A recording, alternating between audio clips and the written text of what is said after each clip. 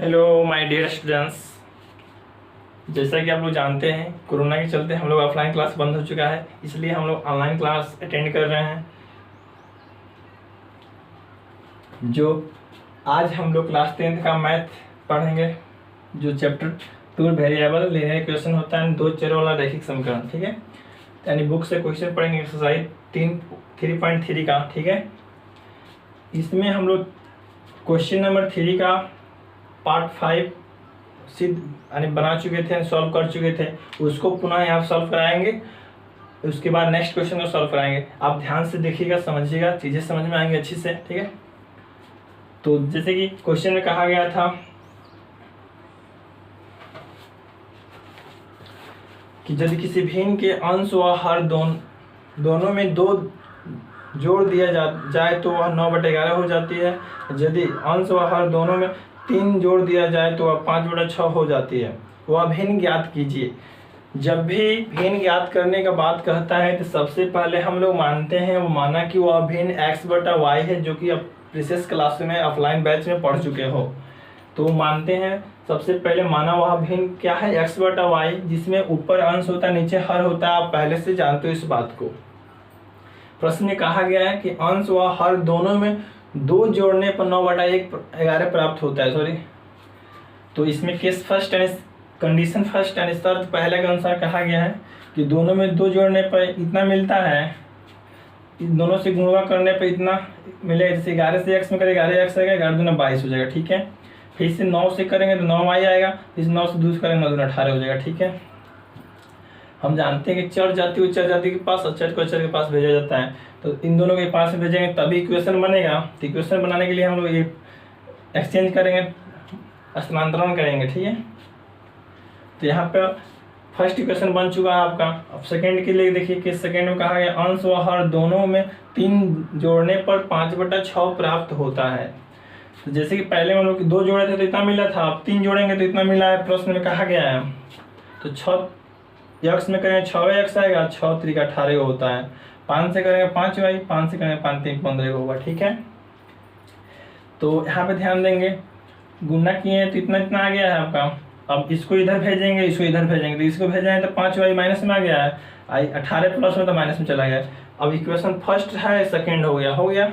यहाँ तक करने के बाद हम लोग विलोपन विधि से सॉल्व करेंगे। ठीक है, प्रतिस्थापन विलोपन पढ़ाया गया है, क्योंकि प्रतिस्थापन से अच्छा विलोपन होता है, उसमें एक पक्ष को विलोप कर दिया जाता है, आसानी से सवाल बन जाता है। ठीक है, इसको यहाँ हम मिटाएंगे।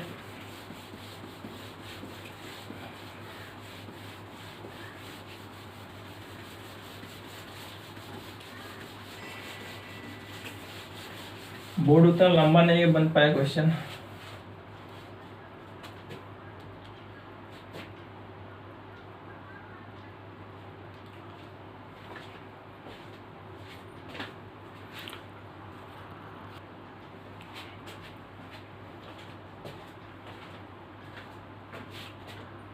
क्वेश्चन को बनाने पे इतना इक्वेशन हम लोग प्राप्त हुआ है, उसको हम विलोपन विधि से सॉल्व करेंगे।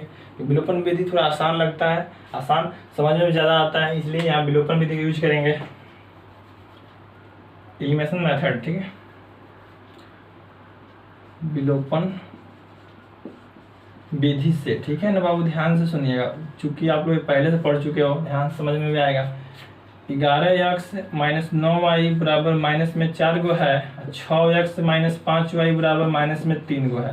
तो हम लोग पहले से जानते हैं, इसको ब्रैकेट में घेर लेते हैं। तो घेर लिए हम भी, यहाँ 6 से गुणा हुआ है तो यहाँ 6 से करेंगे, हमें 11 से होते हैं, हम 11 से कर लेंगे। ठीक है, गुना करने के बाद देखिएगा, 6 से 11 में करोगे तो 66 गो आएगा, और 6 से 9 में करोगे तो 54 गो आएगा, है ना।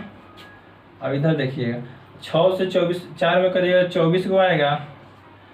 ठीक है, अब इधर देखिए, 11 से इसमें कीजिएगा, 6 में 66 आएगा, 11 5 55 गो होता है, 11 3 कितना होता है, 33 गो होता है। ठीक है बाबू, गुना करने पे इतना प्राप्त हुआ हमको। ठीक है, अब हम लोग क्या करते हैं, इसको घटाने पर लिखेंगे। घटाने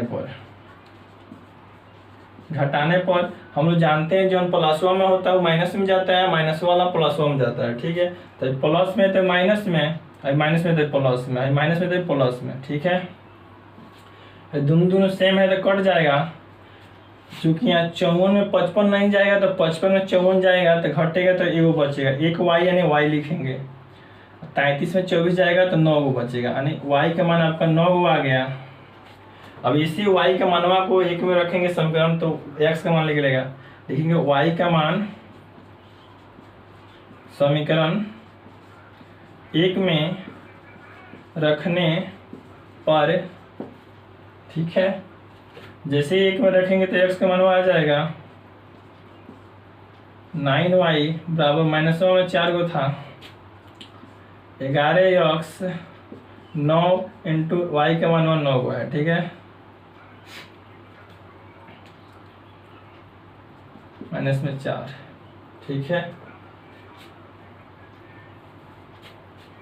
देखिएगा 11x 9 81 को होता है ना, माइनस में 4 गो है 81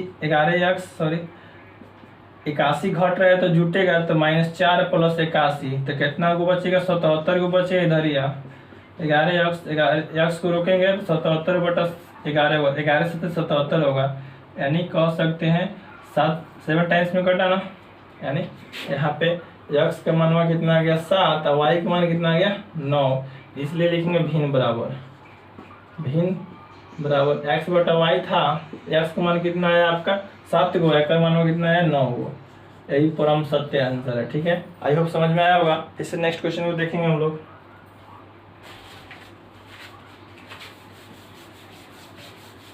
नेक्स्ट क्वेश्चन को देखेंगे।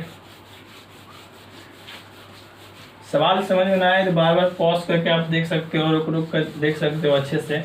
बार बार समझ में ना आए तो कितना बार इसको वीडियो को देखिए, कोई दिक्कत परेशानी नहीं होगा।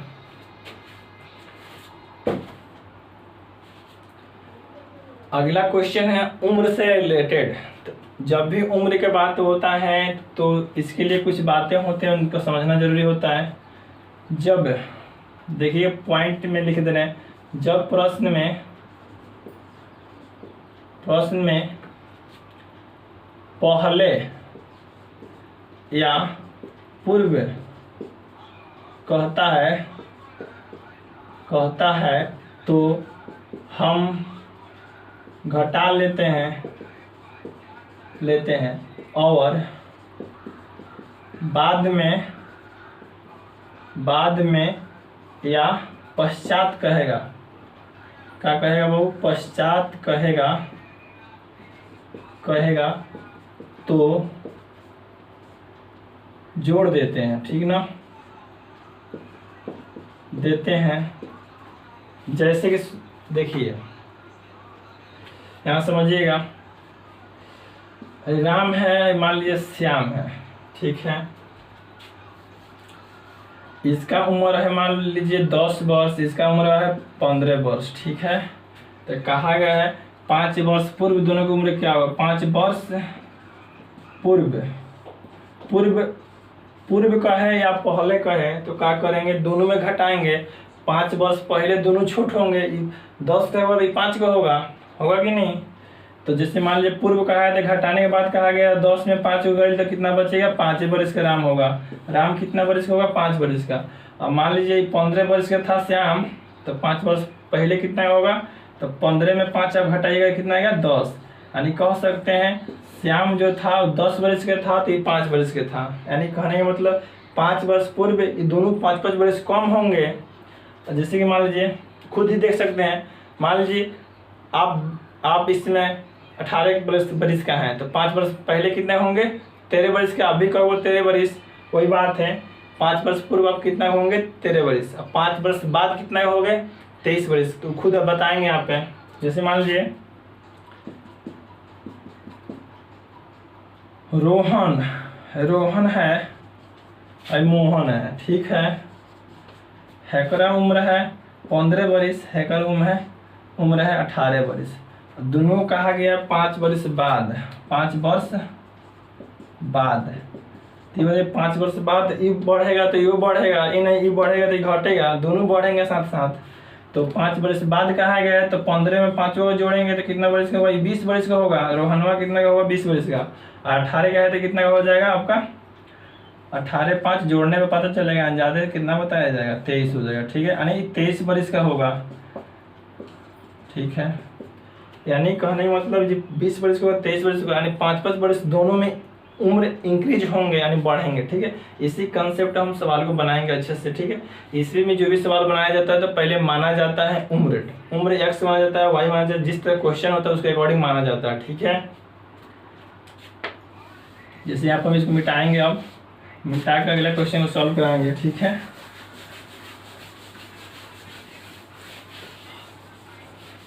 इस बात को याद रखिएगा हरदम, जब प्रश्न में पूर्व या पहले कहेगा तो घटा लेते हैं, या बादों में कहते हैं जोड़ देते हैं। ठीक है, अब हम लोग क्वेश्चन सॉल्व करेंगे एक्सरसाइज 3.3 के प्रश्न तीसरा का छठा पार्ट, यानी 6 नंबर क्वेश्चन। 6 नंबर क्वेश्चन, जैसे क्वेश्चन पहले आपको रीड करके सुना रहे हैं। कहा गया 5 वर्ष बाद जैकब की आयु उसके पुत्र के आयु से तिगुनी हो जाएगी। यानी जो जैकब है उसका अपने बेटे से यानी पुत्र से 5 वर्ष बाद 3 गुना हो जाएगा। फिर से आगे प्रश्न में कहा गया है 5 वर्ष पूर्व जैकब की आयु उसके पुत्र की आयु की 7 गुनी थी, उनकी वर्तमान आयु क्या होगा। तो सबसे पहले जब वर्तमान आयु की बात कहता है तो हम मानते हैं यक्स, मानने के बाद बनाया जाता है। ठीक है,